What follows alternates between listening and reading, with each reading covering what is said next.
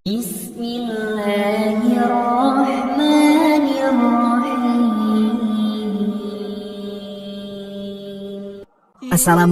warahmatullahi wabarakatuh.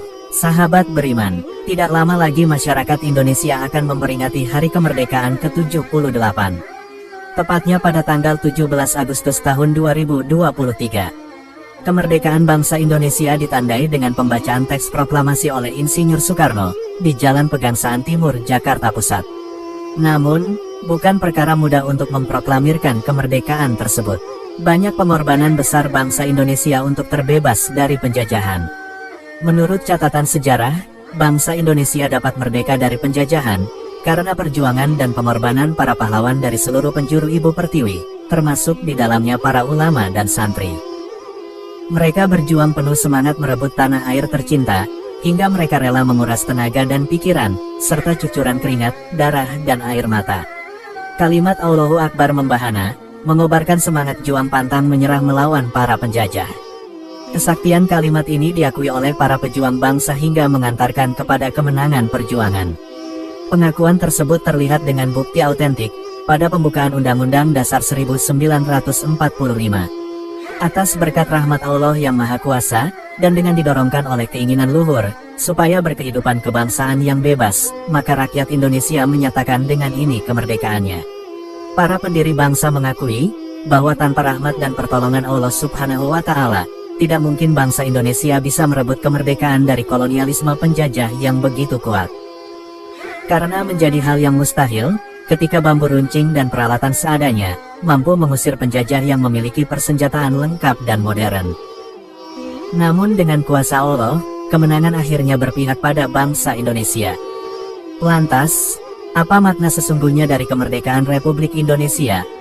Berikut tausiah dari para ulama tentang makna kemerdekaan yang sesungguhnya. Maka selesai bendera itu dikibarkan, proklamasi dibacakan, Presiden Insinyur Soekarno mengangkat kedua tangannya, berdoa kepada Allah Subhanahu wa Ta'ala, diaminkan oleh mereka yang hadir saat itu. Foto gambar menjadi bukti sejarah, menjadi saksi bisu sampai hari ini bahwa mereka memang berdoa kepada Allah Subhanahu wa Ta'ala. Lidah mereka yang berdoa hari itu lidah-lidah yang dikabulkan oleh Allah Subhanahu wa Ta'ala. Karena Nabi SAW bersabda, di antara doa yang dikabulkan Allah adalah as-saim hatta yuftir, orang yang berpuasa sebelum ia berbuka. Presiden Soekarno, Wakil Presiden Muhammad Hatta, mereka yang hadir pada pagi Jumat itu semuanya dalam keadaan berpuasa, karena kita memproklamirkan kemerdekaan kita tepat pada tanggal 9 Ramadan 1364 Hijriah. Lalu hari ini orang berkata, apa bedanya 17 Agustus dengan 9 Ramadan? Bagi orang yang tidak mengerti agama, itu kan hanya penanggalan biasa. Tapi orang yang beriman kepada Allah, bertemu dua kemuliaan. Hari Jumat adalah Sayyidul Ayyam, induk dari penghulu pemimpin hari Jumat. Dan bulan Ramadan adalah Sayyidus Syuhur, induk dari segala bulan kemuliaan. Satu-satunya nama bulan yang disebutkan dalam Al-Quran, Syahrul Ramadan alladzi unzila fihil Quran. Maka hari kemerdekaan kita bertemu dua Sayyidul Ayyam dengan Sayyidus Syuhur, hari Jumat, jatuh tepat pada bulan suci Ramadan. Hari ini anak-anak kita tidak lagi mengerti kapan kita merdeka. Mereka tidak lagi punya polesan agama. Tanpa sadar kita sudah mensekulerkan mereka. Kita sudah membuat mereka tidak mengenal agama. Mereka menganggap agama hanya untuk menikah di masjid, mati sholat di jenazah di masjid. Ketika dia dicabut nyawanya, lalu dibawa jenazahnya ke masjid, disolatkan dalam masjid. Dia hanya 2 kali saja berislam. Saat lahir diakikahkan, saat menikah, setelah itu dia pun mati. Dia tidak mengerti bahwa perjuangan negeri ini adalah karena rahmat Allah. Itu tertuang dalam preambul pembukaan Undang-Undang Dasar Republik Indonesia 1945. Kemerdekaan kita atas berkat rahmat Allah Subhanahu wa Ta'ala, dan diiringi dengan keinginan yang luhur dari bangsa Indonesia. Kita masuk surga bukan karena amal kita yang banyak, dan kita juga merdeka bukan karena persenjataan yang hebat, tapi kita merdeka disadari oleh mereka. Teriakan Bung Karno, teriakan Bung Tomo di Surabaya, teriakan Presiden, teriakan Panglima Angkatan Bersenjata, Panglima Besar Sudirman, yang bergerilya di tengah hutan belantara dalam keadaan sakit, dalam keadaan terkena malaria, namun solat berjamaahnya tetap tidak pernah tinggal, zikirnya tetap berkumandang dalam keadaan diangkat di dalam tandu. Maka doa mereka inilah yang membuat kita bebas dari penjajahan orang-orang yang tidak diridhoi Allah Subhanahu wa taala. Teman-teman, proklamasi 17 Agustus tahun 1945 itu memiliki saham yang kuat dari pertemuan-pertemuan dan perjuangan para ulama.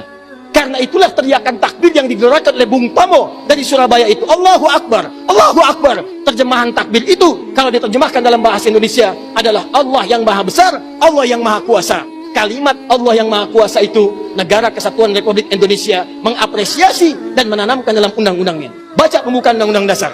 Atas berkat rahmat Allah yang maha kuasa. Kalimatnya Allah, tidak ada yang lain lagi. Atas berkat rahmat Allah yang maha kuasa, dan dengan didorongkan oleh keinginan luhur. Jadi keinginan luhur itu diletakkan di akhir setelah Allah yang maha kuasa. Karena dari dulu itu memang punya keinginan luhur, pengen merdeka, tapi belum dapat. Siapa kemudian yang mempercepat keinginan luhur itu? Allah yang maha kuasa. Atas berkat rahmat Allah yang maha kuasa, dan dengan didorongkan oleh keinginan luhur, maka rakyat Indonesia menyatakan dengan ini kemerdekaannya.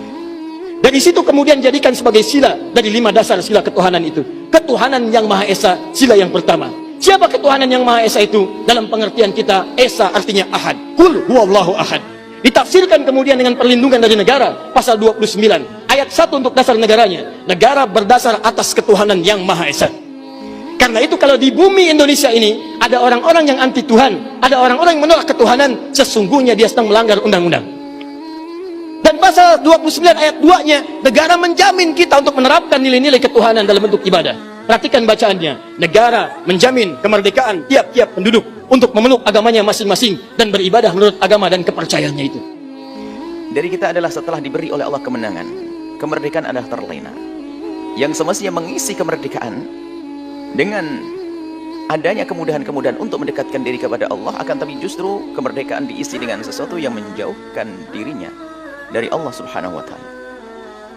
Dulu beralasan mau ke masjid tidak bisa karena mungkin keadaan musuh-musuh Allah berkeliaran di kiri kanan kita, atau ada ancaman-ancaman, ada tekanan-tekanan sehingga kita susah untuk melakukan sholat di masjid, atau untuk mengadakan dakwah. Dulu ada ancaman, mungkin dulu ini gambaran bahwasanya mungkin sebelumnya dia mau berdakwah susah, mau pergi ke tempat lain susah, mau ke masjid susah, karena ada musuh-musuh yang menghalangi itu semuanya. Kemudian dia berjuang mendapatkan kemenangan.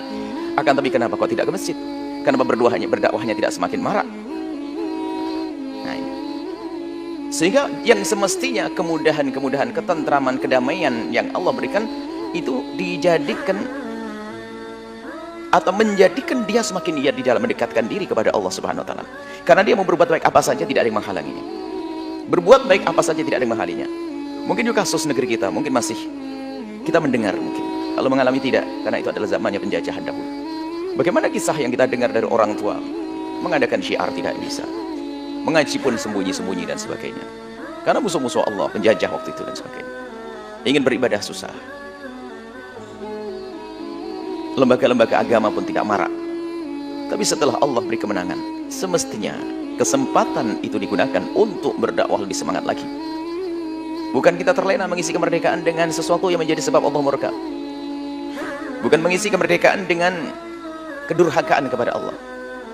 Bukan mengisi kemerdekaan dengan jauh dari syariat Nabi sallallahu alaihi wasallam. Nah, inilah ahli iman. Maka lanjutan ayatnya, ya ayyuhalladzina amanu, hei orang-orang yang beriman. Yang diseru adalah orang yang beriman yang telah mendapatkan kemenangan, dimulai dari Fathu Makkah saat itu, dan kemerdekaan di saat ini juga, dan sampai kapanpun. Jangan sampai terlena dengan kemenangan yang sudah Allah berikan. Tapi masih banyak di antara generasi muda yang tidak merenungi tentang masalah pentingnya dan indahnya kemerdekaan, dan ini sebuah nikmat yang sangat mahal di mana mereka harusnya menjaga dan jangan sampai luput dari mereka. Karena kemerdekaan itu bisa hilang, kenikmatan itu bisa hilang dari seseorang di saat mereka tidak mensyukurinya. Mereka malah kufur nikmat, mereka malah melakukan kemaksiatan. Dan ini banyak kisah-kisah yang kita bisa dapatkan dalam Al-Quran, kisah umat-umat sebelum kita, di mana Allah Subhanahu wa ta'ala membinasakan mereka justru karena mereka kufur kepada Allah Subhanahu wa ta'ala. Allah balik setelah nikmat, Allah jadikan azab bagi mereka. Ya, cukup banyak kasus yang berhubungan dengan masalah itu yang disinggung dalam Al-Quran. Semoga video ini bermanfaat bagi kita semua dan menambah tingkat keimanan kita kepada Allah Subhanahu wa ta'ala. Wassalamualaikum warahmatullahi wabarakatuh.